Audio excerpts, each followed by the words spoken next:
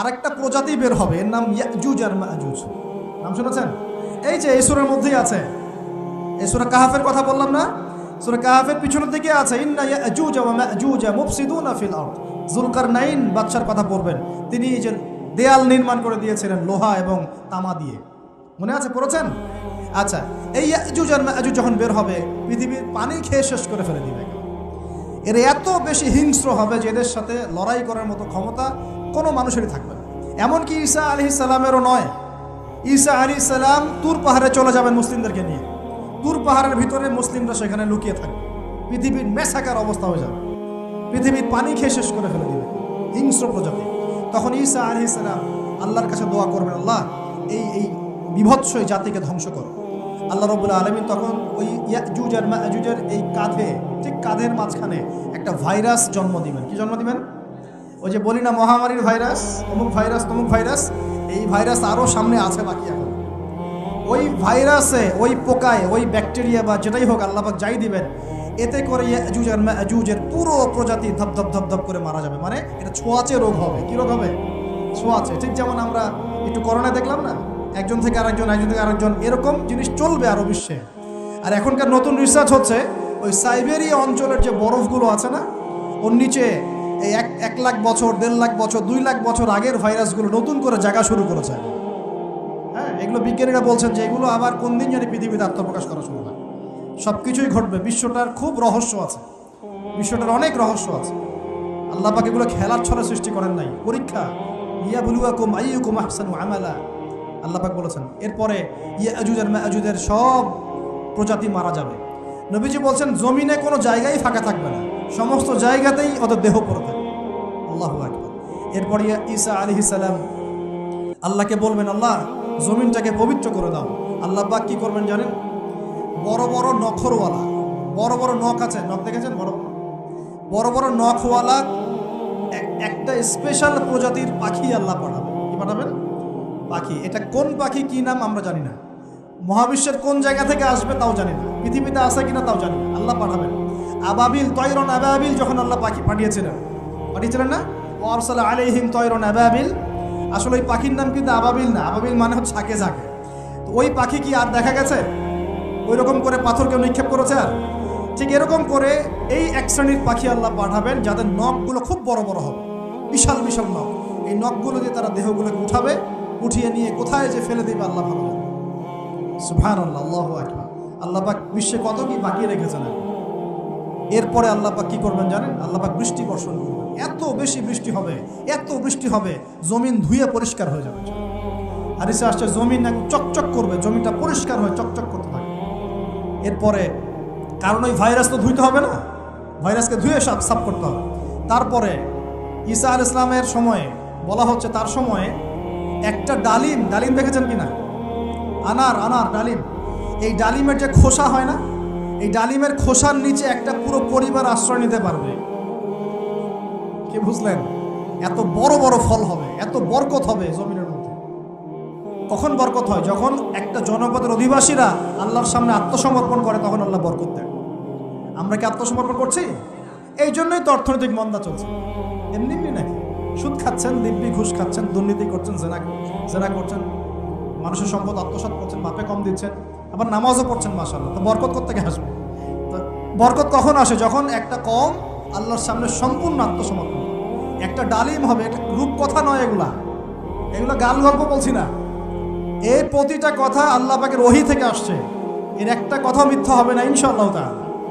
বিশ্ববাসীরা দেখবে একটা ডালিমের নিচে একটা পরিবার আশ্রয় নিতে পারবে। এত স্পেসিফিকলি বলা হয়েছে হাদিসগুলোতে। নবী সাল্লাল্লাহু আলাইহি ওয়াসাল্লাম বলেছেন যে 10 জন ঘোড়সওয়ার, কয়জন ঘোড়সওয়ার? 10 জন ঘোড়সওয়ার বের হবে ইমাম মাহদীর সময়, যারা খোঁজ নিতে যাবে যে দেখি দাজ্জাল বের হয়েছে কিনা। ঘোড়ায় করে খোঁজ নিতে যাবে, দেখি দাজ্জাল বের হয়েছে কিনা। ওই 10, নবীজি বলছেন আমি ওই 10 জনের নামও জানি, ওদের বাবার নামও জানি। এত স্পেসিফিক জ্ঞান দেওয়া হয়েছে আল্লাহর পক্ষ থেকে নবী সাল্লাল্লাহু আলাইহি ওয়াসাল্লামকে। তার হাদিস থেকে বলছি, ডালিমের নিচে পরিবার আশ্রয় নিতে পারে। তো অনেকে হয়তো হাসবে, কি বলে একটু উল্টা পাল্টা কথা, তাই না? নাস্তিকরা মনে করতে পারে যে হাসবে, আরে হাহারি এক দিয়ে রেখে দেবে।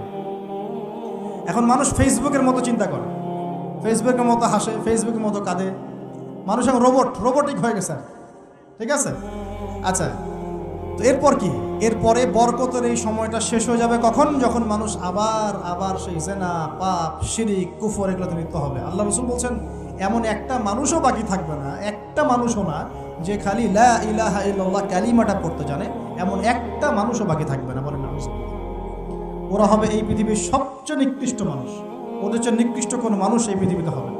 এখনো কি এরকম সময় আসে নাই? এখন কি লা ইলাহা ইল্লাল্লাহ আছে না? পূর্ণাঙ্গ প্রয়োগটা নাই, কিন্তু কালিমা তো আছে কি না? তখন নবীজি বলছেন এমন একটা যুগ আসবে যে লা ইলাহা ইল্লাল্লাহ বলার মতো একটা মানুষ খুঁজে পাওয়া যাবে না। আর মানুষ রাস্তাঘাটে কুকুরের মতো জেনা করবে। রাস্তাঘাটে কুকুর যেমন সঙ্গম করে না রাস্তাঘাটে, ওই রকম করে মানুষ রাস্তাঘাটে জেনা করবে। ওই সময়ে আল্লাহ রাব্বুল আলামিন পশ্চিম দিক থেকে সূর্য উঠাবে। কোন দিক থেকে? সূর্য সত্যি পশ্চিম দিকে উঠবে। পৃথিবী একদিকে ঘুরছে না এখন, কে জানে আল্লাহ পাক পৃথিবীর ঘূর্ণন থামিয়ে উল্টা দিকে ঘোরাতে পারেন না?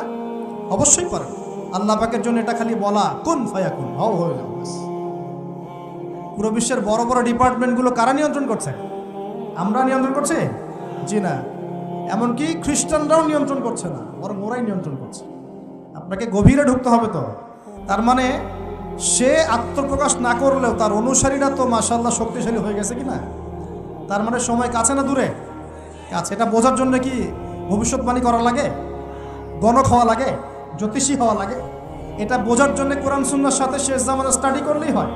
Economics, world affairs, history study করলেই বুঝতে পারেন, হৃদয়ের চোখ খুলে যাবে ইনশাআল্লাহ। আল্লাহ পাক বোঝার তৌফিক দান করুন। এখন সে বের হয়ে বিশ্বটাকে শাসন করবে ঠিক, কিন্তু তার সাথে লড়াই করার ক্ষমতা ওই সময় মুসলিমদের থাকবে না। তখন আল্লাহ পাক পাঠাবেন ওই যে সত্যিকারের মাসিহ ঈসা আলাইহিস সালাম। কাকে পাঠাবেন? তিনি নামবেন সিরিয়ায়। কোন দেশে? সিরিয়ার দামেস্কে তিনি নামবেন দুজন ফেরেশতার কাঁধে ভর দিয়ে। তখন তার চুলগুলো দিয়ে টপ টপ করে মুক্তার মতো পানি ঝরতে থাকবে, এমনটা হাদিসে বলা হয়েছে। সুবহানাল্লাহ, সুবহানাল্লাহ। এত স্পেসিফিকলি হাদিসে বলা হয়েছে এটা হবে, এইটা হবে, ওইটা হবে, একদম স্পেসিফিকলি। তারপরে ঈসা আলাইহিস সালাম তিনি যখন ওই মুসলিমদেরকে পেয়ে যাবেন, তাকে ইমামতি করতে বলা হবে। ঈসা আলাইহিস সালাম বলবেন, না, আমি ইমামতি করতে পারবো। ইমামতি এই উম্মতের জন্যই করা হয়েছে। বলেন সুবহানাল্লাহ। আমাদের ইমাম ইমামতি করবেন, তিনি পিছনে মুক্তাদি হবেন। একজন নবী মুক্তাদি হবেন আর ইমাম ইমামতি করবে। চিন্তা করতে পারেন? এরপর নামাজ শেষ হওয়ার পরে বলবেন তিনি, দরজা খুলে দাও, দরজা খুলে দাও। এটার ব্যাখ্যা আমার কাছে মনে হয় হয়তোবা তখন অবরোধ থাকবে, অবরোধটাকে তিনি ভেঙে দিতে বলবেন, হয়তোবা, আল্লাহ ভালো জানেন। দরজা খুলে দাও এর ব্যাখ্যা কি হতে পারে? কিসের দরজা খুলে দাও? কিসের বাঁধন খুলে দাও? নিশ্চয় একটা বাঁধনে মুসলিমদেরকে বেঁধে ফেলা হবে। তিনি ওটার বিরুদ্ধে মুসলিমদেরকে ঝাঁপিয়ে পড়তে বলবেন। তখন দাজ্জালের সাথে তার দেখা হবে। কোন দাজ্জাল? সত্যিকারের দাজ্জালের সাথে ঈসা আলাইহিস সালামের দেখা হবে। এবং ঈসা আলাইহিস সালামকে দেখা মাত্রই দাজ্জাল গলতে শুরু করবে। কি করবে? গলতে শুরু। লবণ যেমন গলে যায় না তাপ দিলে, এমন করে গলতে শুরু করবে। এবং ঈসা আলাইহিস সালামের নিঃশ্বাসে আল্লাহ পাক একটা অন্যরকম ক্ষমতা দিবেন। ঈসা আলাইহিস সালামের নিঃশ্বাস যতদূর পর্যন্ত যাবে দাজ্জাল পালাতে থাকবে। তার নিঃশ্বাস গিয়ে দাজ্জালের গায়ে লাগা পরে দাজ্জাল ওইখানেই মারা যাবে। আল্লাহ পাক এই শুধু তাকে নয়, তার সমস্ত অনুসারীদেরকে আল্লাহ পাক সেখানে মেরে ফেলবেন ইনশাআল্লাহ। মুসলিমদের হাতে। কার হাতে? মুসলিমদের হাতে। এটার জায়গাটা মেনশন করা আছে, বাবেলুদ নামক জায়গা। কোন জায়গা? বাবেলুদ। যান গুগল সার্চ করে দেখেন বাবেলুদ কোন জায়গায় আছে। আমি বলে দিব না, দেখেন কোন জায়গায় আছে, কারা ওটা নিয়ন্ত্রণ করছে দেখেন। ওইখানে দাজ্জাল মারা যাবে। মানে সত্যিকারের মাসিহের হাতে মিথ্যা মাসিহ মারা যাবে ইনশাআল্লাহ, ঠিক আছে? এবং তার অনুসারীদের পতন হবে।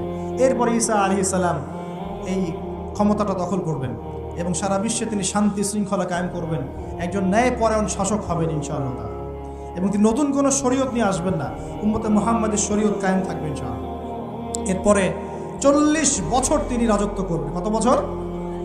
40 বছর। এবং তার বিবাহ শাদীও হবে এবং তার ইন্তেকালও হবে। তাকে দাফন করা হবে নবী মুহাম্মদ সাল্লাল্লাহু আলাইহি ওয়াসাল্লামের ঠিক পাশেই। আল্লাহু আকবার। ঠিক তার পাশেই দাফন করা হবে। এরপরে মানুষ আবারও খারাপ হওয়া শুরু করবে। কেমন খারাপ হবে? ও আচ্ছা, মাঝখানে একটা কথা বলতে ভুলে গেছি। ব্যাস, আমি কয়েকদিন আগে রিপোর্ট দেখেছি, পৃথিবীর নিচে কিন্তু আগুনের স্তর আছে। আচ্ছা, জানেন তো পৃথিবীর নিচে আগ্নেয়গিরিগুলো আছে। পৃথিবীর ভিতরেও একটা ঘূর্ণন হয়। সেই ঘূর্ণনের দিক পরিবর্তন হচ্ছে দিন দিন, এমনটা রিপোর্ট এসেছে। দেখেন, আপনি ইন্টারনেট ঘাটাঘাটি করেন। আর অনেকে রিপোর্ট করছে যে পৃথিবী আগে যে গতিতে ঘুরতো, এখন পৃথিবীর ঘূর্ণন গতি একটু বেড়ে গেছে।